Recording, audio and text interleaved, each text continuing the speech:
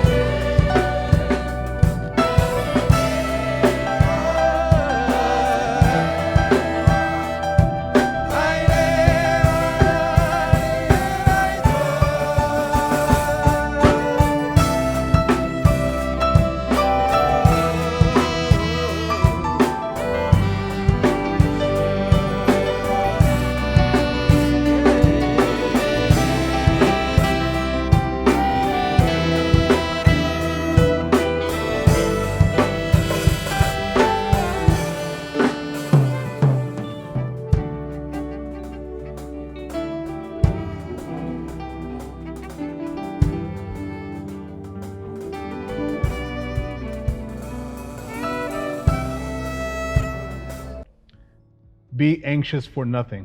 ስለምንም አትጨነቁ።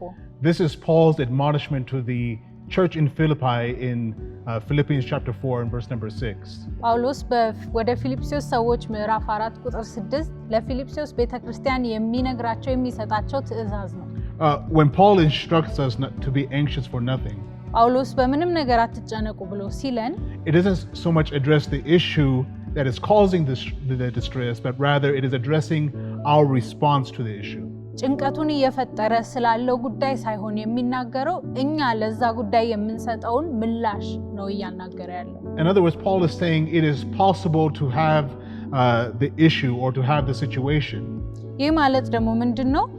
የሚያስጨንቁ ሁኔታዎች እያሉም but it is possible to have them without the distress. ያለ መጨነቅ ሳንጨነቅ ግን እነዛን ሁኔታዎች በህይወታችን ሊኖሩ ይችላሉ ማለት ነው። Without the anxiety. ያለ መጨነቅ. And this is key because the question for us is not how do we rid ourselves of the circumstances that bring distress. ቁልፍ የሆነው ነገር እዚህ ጋር ምንድነው? እንዴት ነው ጭንቀት የሚፈጥሩትን ነገሮች ከህይወታችን ምናወጣው ብለን ማሰብ ሳይሆን life is faithful to always give you a cause to distress. ህይወት የሚያስጨንቁ ነገሮችን ማምጣቱ ስለማይቀር the circumstances of life do not stop. የህይወት ውጣ ውረዶች አይቆሙም ለማንም። Faith does not exempt us from life. እምነት አለን ብሎ ማለት ደግሞ ከህይወት ጉዳዮች በህይወት ጉዳዮች አንጠቀም ማለት አይደለም። But faith empowers us and gives us the strength to overcome life. እምነት የህይወትን ጉዳዮች ማሸነፍ የምንችልበትን ጉልበት ግን ይሰጠናል። But fear and anxiety will never lead to any sort of victory. ፍርሃትና ጭንቀት ግን ወደ ማንኛውም አይነት ድል አይመሩንም፣ አይወስዱንም። Which is why 2 Timothy 1:7 testifies to us that God has not given us the spirit of fear. ለዚያ ነው ሁለተኛ ጢሞቴዎስ ምዕራፍ 1 ቁጥር 7 እግዚአብሔር የፍርሃትን መንፈስ አልሰጠንም የሚለን። But of love, of power and of a sound mind. የፍቅር የኃይልና ራስንም የመግዛት መንፈስ እንጂ። Did you catch that contrast? ይህንን ንጽጽር አስተውላችኋል? Fear does not give us power. ፍርሃት ኃይልን አይሰጠን። Fear does not lead us to love or to a sound mind. ፍርሃት ወደ ፍቅር ወይንም ደግሞ ራስን ወደ መግዛት መንፈስ አይመራንም። In fact, fear robs us of those things. እንደውም ፍርሃት እነዚህን ነገሮች ይሰርቅብናል። A response from the position of fear is a response that is absent of love. ከፍርሃት የመጣ ምላሽ ፍቅር የሌለበት ምላሽ ነው። Absent of power and absent of soundness. ኃይል የሌለውና ራስን የመግዛት የሌለበት ምላሽ ነው። Jesus says in Luke chapter 12 verses 25. ኢየሱስ ክርስቶስ በሉቃስ ምዕራፍ 12 ቁጥር 25 ላይ it says, who of you by worrying can add a single hour to his life? ከናንተ ተጨንቆ በእድሜው ላይ አንድ ሰዓት መጨመር የሚችል ማን ነው ብሎ ይላል። You cannot add anything to your life through fear. በፍርሃት ምንም ነገር ወደ ህይወታችሁ መጨመር አትችሉ። A life controlled by fear is a life unfruitful. በፍርሃት የተገዛ ህይወት ፍሬ የሌለው ህይወት ነው። But now I realize the question for most of us is, how do we overcome fear? ስለዚህ ዛሬ ለእያንዳንዳችን ያለው ጥያቄ ፍርሃትን እንዴት ብለን ማሸነፍ እንችላለን? Because we all know that sometimes the gravity of fear and anxiety is so strong, we don't know how to break free from it. ሁላችንም እንደምናውቀው አንዳንድ ጊዜ የፍርሃት ስበት ከባድ ከመሆኑ የተነሳ ራሳችንን እንዴት እንደምናላቅቅ አናውቅም። How do we fight it? እንዴት ነው የምንዋጋው? How do we become anxious for nothing? በምንም ነገር ላለመጨነቅ ምን ማድረግ አለብን? Well, let's see what Paul has to say about this. እስቲ ጳውሎስ የሚለንን ነገር እንይ። Philippians chapter 4 verses 6 and 7. ፊልጵስዩስ ምዕራፍ 4 ቁጥር 6 እና 7 ላይ Be anxious for nothing, but in everything by prayer and supplication with thanksgiving, let your requests be made known to God. And the peace of God, which surpasses all understanding, will guard your hearts and minds through Christ Jesus. በነገር ሁሉ በጸሎትና በምልጃ ከምስጋናም ጋር ልመናችሁን በእግዚአብሔር ፊት አቅርቡ እንጂ ስለማንኛውም ነገር አትጨነቁ። ከማስተዋል በላይ የሆነው የእግዚአብሔር ሰላም ልባችሁንና ሐሳባችሁን በክርስቶስ ኢየሱስ ይጠብቃል ይለናል። First, to defeat anxiety, you must know the battleground. አንደኛ ጭንቀትን ለማሸነፍ ጦር ሜዳችሁን ማወቅ ይኖርባችኋል። You cannot defeat anxiety in your own mind. ጭንቀትን በአእምሮአችን ውስጥ ልናሸንፈው አንችልም። In other words, you're not going to be able to think yourself out of anxiety. ይህ ማለት ምንድነው? ከጭንቀት ሐሳቦች በሐሳብ ልንወጣ አንችልም። In all likelihood, the more time you give it in your mind, the more anxious you're going to become. እንደውም ያንን ጭንቀት ለማሸነፍ ብለን ለማሰብ ጊዜ በፈጀን ቁጥር አእምሮአችንን የበለጠ ይገዛል። The more you meditate upon it, ባሰባችሁት ቁጥር ባሰባችሁት ልክ the more deeply rooted your anxiety is going to become. ያ ፍርሃትና ጭንቀት ስር ይሰዳል። In fact, and we talked about this a bit last week, እንደውም ባለፈው ሳምንት ተነጋግረን ነበረ ይህንን ላይ anxiety happens when we have a situation that we perceive exceeds our own ability to solve them. ጭንቀት የሚፈጠርብን እኛ ያንን ጉዳይ የመፍታት አቅሙ እንደሌለን ስናስብ ነው።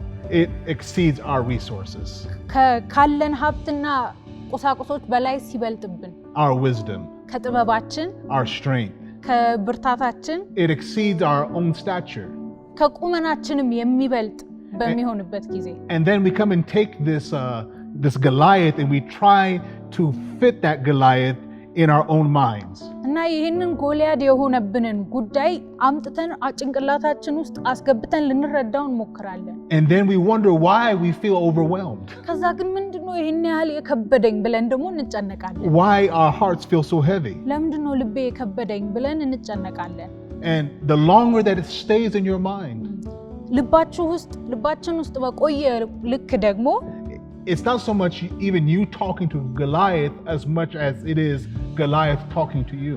እናንተ ለዛ ለጎልያድ ከምትናገሩት ቃል በላይ ጎልያድ እናንተን ሲሰብካችሁ ነው የሚውለው። Last week we talked about David's encounter with Goliath. ባለፈው ሳምንት ዳዊትና ጎልያድ ስለተገናኙበት ጊዜ ተነጋግረን ነበር። But see, I believe part of what allowed David to have such a different response to Goliath from the rest of Israel ለዳዊት ከሌሎች ከእስራኤላውያን የተለየ ምላሽ ለጎልያድ እንዲሰጥ ያደረገው is that David was not there to listen to Goliath for 40 days and 40 nights.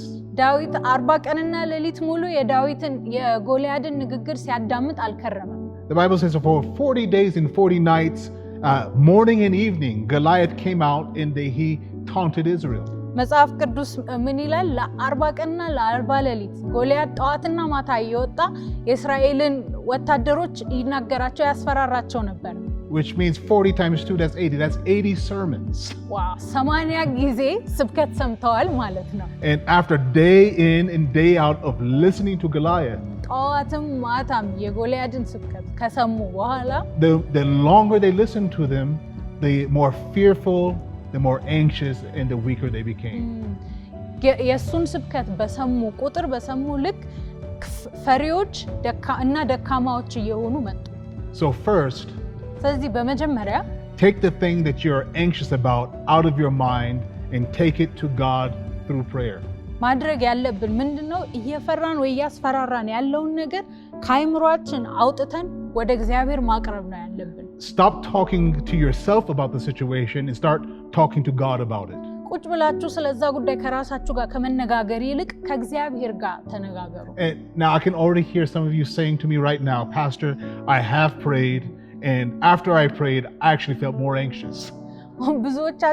ብዙዎቻችሁ ምናልባት እንትላላችሁ፣ አረ ፓስተር እኔ እኮ ጸልያለሁ ስለዚህ ጉዳይ እንደውም በጸሎት ጊዜ ከፈጀሁኝ በኋላ የበለጠ ተጨንቄ ወጣሁ ልትሉ ትችላላችሁ። The problem is that many times while we think we are praying, ችግሩ ምንድነው? ብዙ ጊዜ እየጸለይን ይመስለናል። All we're doing is sort of rehearsing the situation with our eyes closed. ግን አይናችንን ጨፍነን ያንን ጉዳይ እየደገምን ወይ እያሰብን እያሰላሰልን ነው ያለነው። You know I'm telling you the truth. እውነት እንደሆነ ታውቃለህ። You're not praying, you're just thinking with your eyes closed. እየጸለያችሁ ሳይሆን አይናችሁን ጨፍናችሁ እያሰባችሁ ነው። When in Philippians 4:6, when it says, but in everything by prayer. በፊልጵስዩስ 4:6 ላይ በነገር ሁሉ በጸሎት ሲል that word prayer is the Greek word prosioke. ይሄ ጸሎት የሚለው ቃል የተጠቀመው ቃል ፕሮሲዮኬ የሚል የግሪክ ቃል ነው, which means worship. ምን ማለት ነው? አምልኮ ማለት ነው. In other words, when you go to God, don't begin talking to God through your anxiety. ምን ማለት ነው ይሄ? ልትጸልዩ ስትሄዱ እግዚአብሔርን ከጭንቀታችሁ ተነስታችሁ አታነጋግሩት. But rather you begin with worship. በአምልኮ ጀምሩ. And let me tell you why this is so powerful. ይሄም ለምን ጉልበት እንዳለው ላስረዳችሁ. When we worship God, we stop rehearsing our circumstances and begin to rehearse God's love. እግዚአብሔርን ስናመልከው ያለንን ሁኔታ ስላለን ሁኔታ ከማሰብ ይልቅ እግዚአብሔር ላይ ትኩረታችን ሁሉ እግዚአብሔር ላይ ይሆናል. God's faithfulness. እግዚአብሔር ታላቅነት፣ ታማኝነት, God's mercy and power. ምህረትና ኃይሉ. In fact, that word it actually means more than just worship, but audible worship. ይሄ ቃል እንደውም ፕሮሴኬ የሚለው ቃል በአምልኮ ብቻ ሳይሆን ድምጽ ያለው ጮክ ያለ አምልኮ ማለት ነው. Because your mouth also has power with it. አፋችን በአንደበታችን ጉልበት ስላለ. In fact, you just do an experiment at home. You try to hold a picture of a specific fruit in your mind, and then with your mouth say another. With your mouth say something else, like a car or something opposite of what you have in your mind, and watch what happens to the picture in your mind. አንድ የቤት ስራ ልስጣችሁ፣ ሙከራ ልስጣችሁ። በእጃችሁ አንድ ፍሬ ያዙና የዛን ፍሬ ስም ሳይሆን የሌላ ፍሬ ስምን ደጋግሙና አይምሯችሁ ውስጥ የሚታያችሁ ስዕል በእጃችሁ የያዛችሁት ይሁን በአፋችሁ የተናገራችሁት ሞክሩና እስቲ እዩት። What I'm trying to tell you is that when we begin to exalt the greatness of who God is in our life, ልነግራችሁ የፈለኩት ምንድነው? የእግዚአብሔርን ማንነት በህይወታችን ያለውን ማንነት እያገነንን ስንሄድ, as we do so, it repositions our heart where we are no longer communing with our circumstance. ልባችንን ያስተካክለውና ካሉን ሁኔታዎች ጋር ህብረት ከማድረግ ይልቅ but we're communing with God. ከእግዚአብሔር ጋር ህብረትን እናደርጋለን. And what begins to fill our heart is not the scale of our circumstances. ልባችንን ምን ይሞላዋል? በዚያ ጊዜ የሁኔታዎቻችን ትልቅነት ግዝፈት ሳይሆን but rather the greatness of our God. የእግዚአብሔር ታላቅነት ይሞላዋል. And that is when the game begins to change. ያኔ ነው ጨዋታው መቀየር የሚጀምረው. Because as you begin to exalt God, እግዚአብሔርን ማግነን ስትጀምሩ, you realize that Goliath is not the giant you thought him to be. ጎልያድ ለካ እናንተ እንዳሰባችሁት ትልቅ አልነበረም.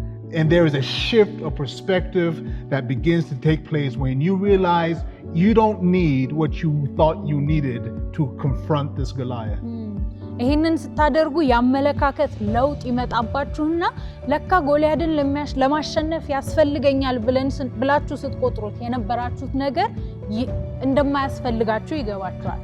The Bible says that David looked down on the ground and he picked out 5 smooth stones. መጽሐፍ ቅዱስ ምን ይለናል? ዳዊት ወደ መሬት አጎንብሶ 5 ጠጠሮችን ለቀመ ይለናል። But in the end all he really needed was one. መጨረሻ ላይ ግን አንድ ብቻ ነበር የሚያስፈልገው። Because when God's faithfulness gets behind your small stone, የእግዚአብሔር ታማኝነት በነዛ በትንንሽ ጠጠሮች ጀርባ ሲመጣ, the stone may be insufficient, but God is sufficient. ያቺ ጠጠር ትንሽ ልትመስል ትችላለች፣ ግን የእግዚአብሔር ኃይል በቂ ነው። He is more than enough. እግዚአብሔር ከበቂም በላይ ነው። In fact, he's all you need. እግዚአብሔር እሱ ብቻ ነው የሚያስፈልጋችሁ። Now what am I doing right now?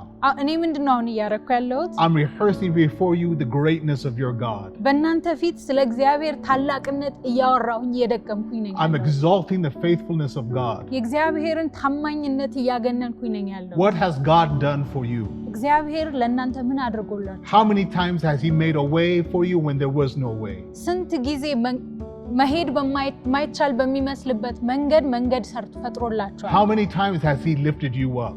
ስንት ጊዜ ከፍ አድርጓችኋል? How many times has he provided for you? ስንት ጊዜ የሚያስፈልጋችሁን ሁሉ አዘጋጅቷል? Rehearse it. ያንን ተለማመዱ። Exalt it. አግንኑት።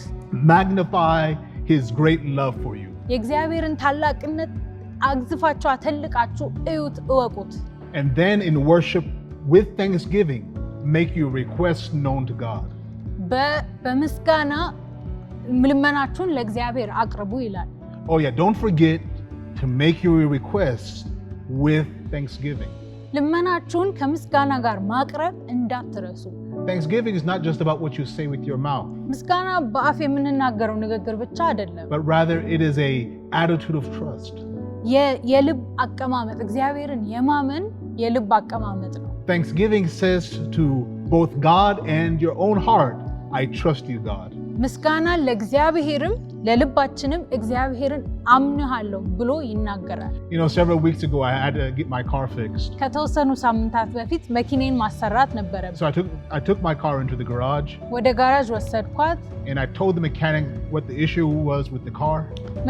ለሜካኒኩም ይሄ ችግር አለባት ብዬ አስረዳሁት። So the mechanic took the keys and he told me, don't worry, come back in 2 days, it'll be ready. ሜካኒኩም ምን አደረገ? ቁልፉን ተቀበለኝ፣ አትጨነቅ፣ ከሁለት ቀን በኋላ ስትመጣ ተሰርታ ትጠብቅሃለች አለኝ። And I told the mechanic, thank you. እኔም ሜካኒኩን አመሰግናለሁ አልኩት። And I left. ሄድኩኝ ትቼው። I said thank you because when he said I got it, እኔ ለምንድን ነው አመሰግናለሁ ያልኩት? እችልበታለሁ እሰራዋለሁ ሲለኝ I trust that if he says he has it, that means not only could I bring the issue to him, but I could leave the issue with him. ምን ማለት ነበረ? እችለዋለሁ ሲለኝ እውነትም እንደሚችለው አምኜ ያንን ችግር መጥቼ እንዳሳየሁት ትቼለት መሄድ እንድችልም ስለገባኝ ነው። But do we do the same with God? ከእግዚአብሔር ጋር ሲሆን እንዲሁ ነው የምናደርገው? When we bring our issues before God, ለእግዚአብሔር ልመናዎቻችንን ስናቀርብ I mean, we bring our issues before him, but do we actually leave it with him? እና አምጥተን እናቀርብለታለን፣ ግን ለሱ ትተንለት አምነነው እንሄዳለን? But this is why Thanksgiving is a powerful tool. ምስጋና በጣም ጉልበታም የሆነ መሳሪያ የሆነው ለዛ ነው። Thanksgiving postures the attitude of our hearts to a position of trust. ምስጋና የልባችንን አቀማመጥ የእምነት አቀማመጥ እንዲኖራት ይቀይረዋል። Because until you trust, you will bring it to God, but you won't leave it with him. እስክታምኑ ድረስ እግዚአብሔርን እስክታምኑ ድረስ ልመናዎቻችሁን ልታቀርቡ ትችላላችሁ፣ አምናችሁት ግን ትታችሁ አትሄዱ። This is why Psalms 100 verse 4 ለዚያ ነው ምሳሌ ምዕራፍ 100 ቁጥር 4 ላይ says, enter his gates with thanksgiving and his courts with praise. Give thanks to him and praise his name. አሜን። በምስጋና ወደ ደጆቹ በውዳሴም ወደ አደባባዮቹ ግቡ፣ አመስግኑት፣ ስሙንም ባርኩ ይላል። Gates are both a place of exit and access. ደጅ መግቢያም መውጫም ነው። Thanksgiving is both a point of leaving and entry. ምስጋና መግቢያም ነው መውጫም ነው።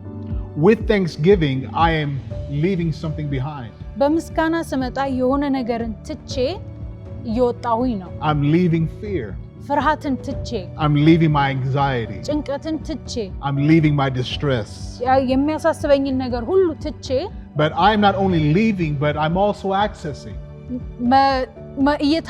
ትቼ እየወጣሁኝ ብቻ ሳይሆን ወደ እሱ እየገባሁ ያለሁበት ነገር አለ።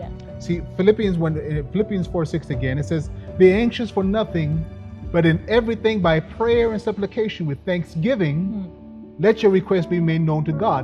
And the peace of God, which surpasses all understanding, will guard your hearts and minds through Christ Jesus.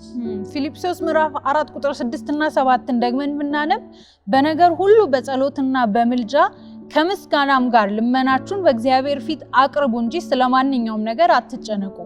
ከማስተዋል በላይ የሆነው የእግዚአብሔር ሰላም ልባችሁንና ሐሳባችሁን በክርስቶስ ኢየሱስ ይጠብቃል ይላል።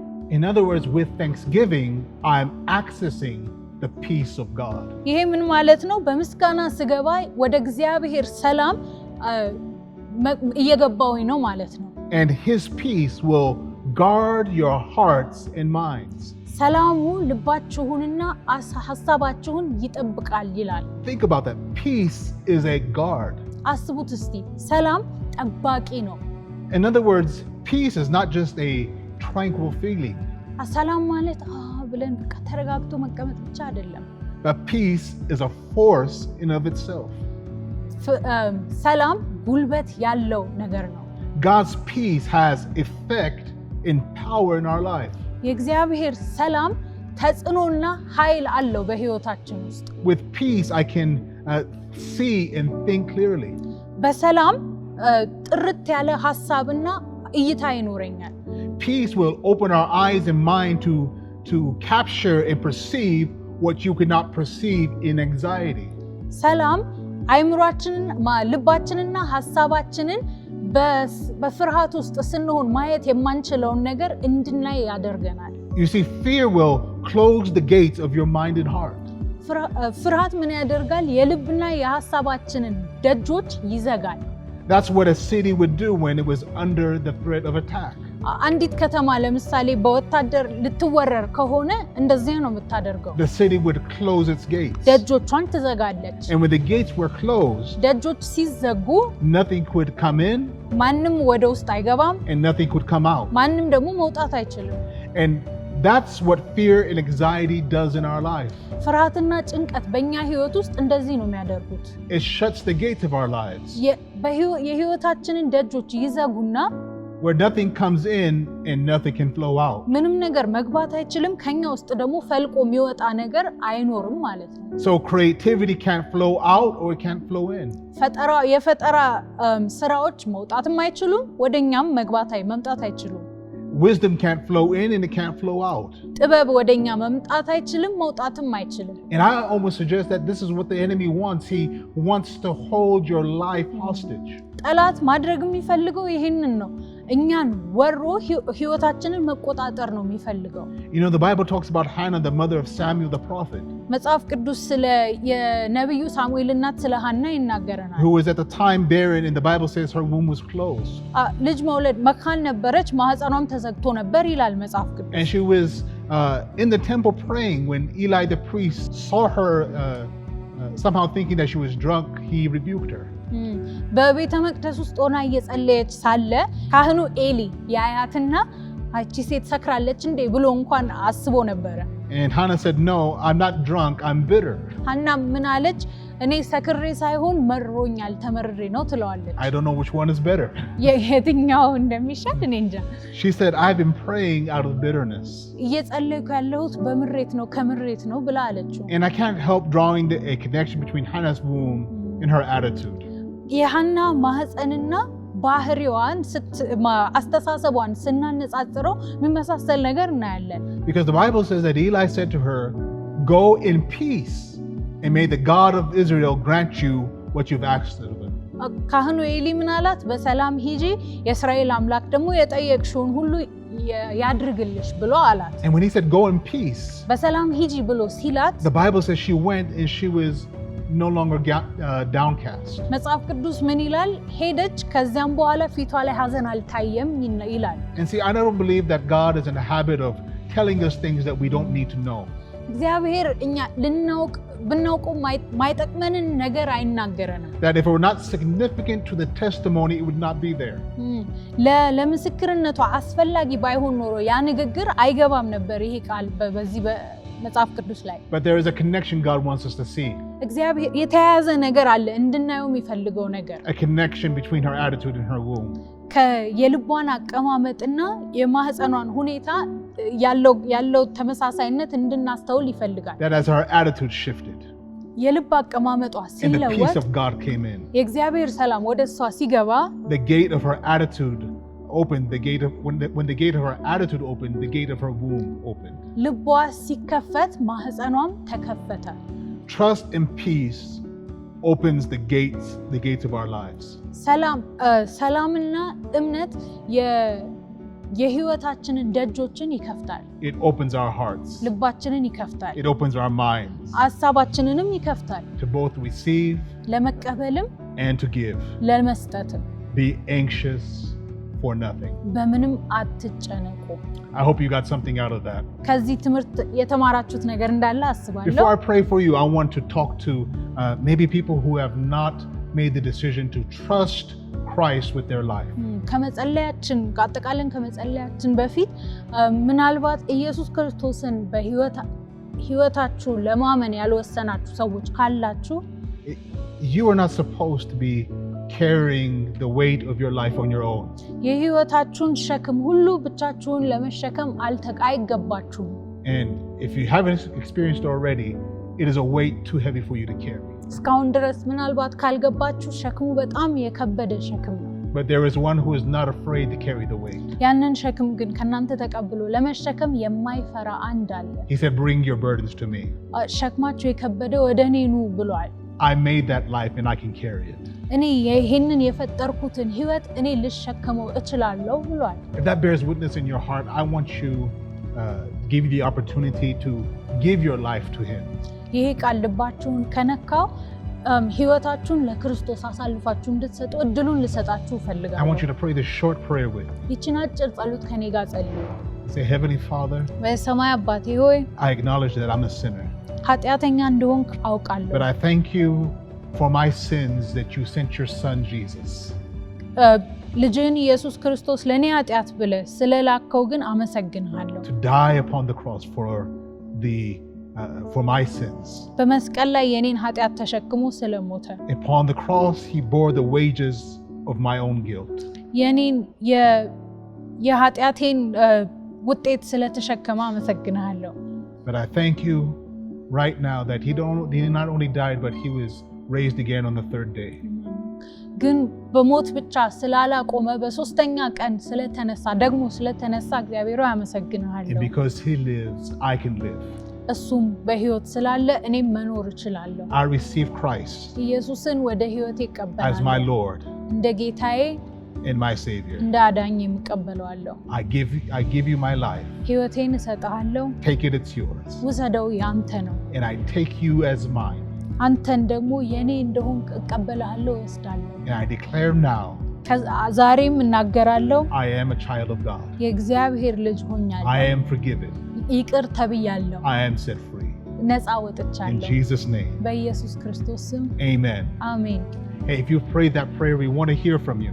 ይህንን ጸሎት ከጸለያችሁ ከናንተ መስማት እንፈልጋለን፣ ልናገኛችሁ እንፈልጋለን። On the screen, you're going to see a lot of different contact information.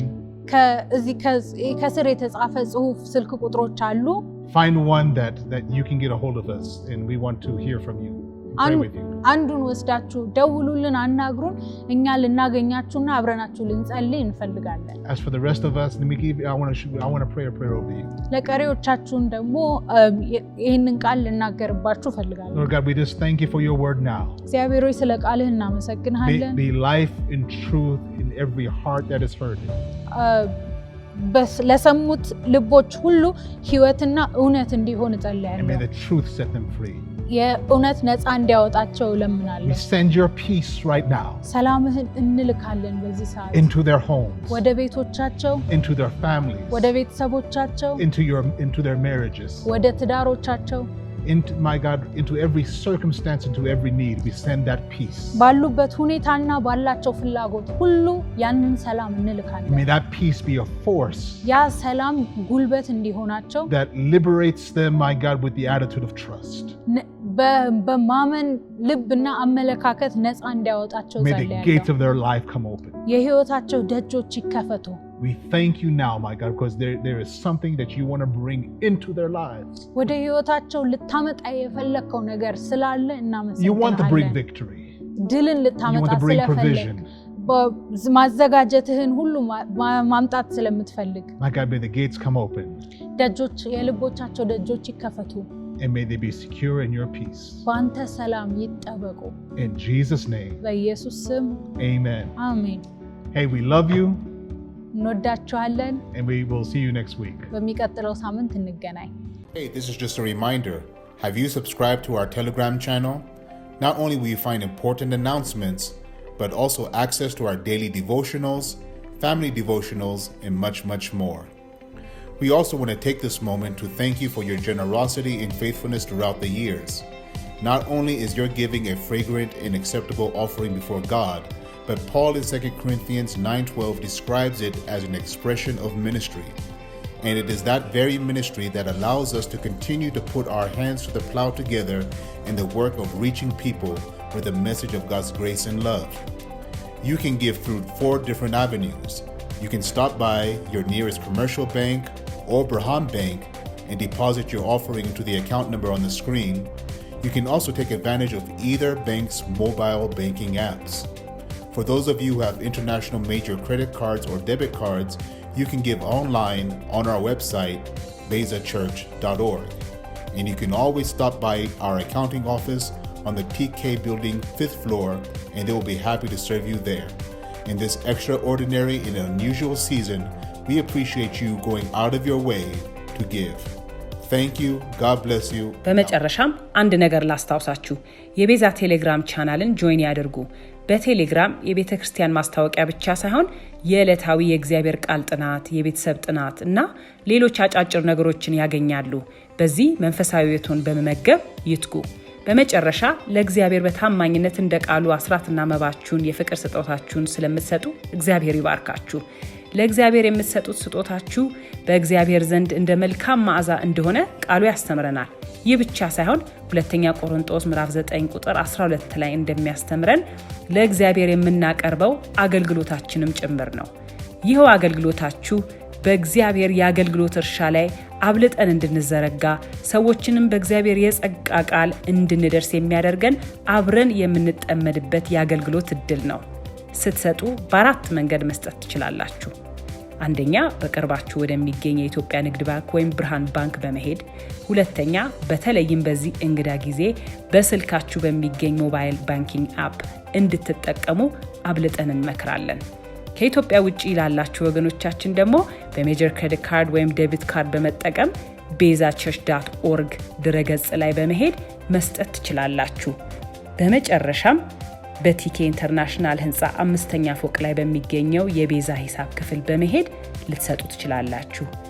በዚህ ባልተለመደ እንግዳ በሚመስል ጊዜ ሁሉን አልፋችሁ ለእግዚአብሔር ሥራ ከሌላው ጊዜ አብልጣችሁ ስለተዘረጋችሁ እግዚአብሔር ይባርካችሁ። እንወዳችኋለን። እግዚአብሔር ይጠብቃችሁ፣ ፊቱንም ያብራላችሁ።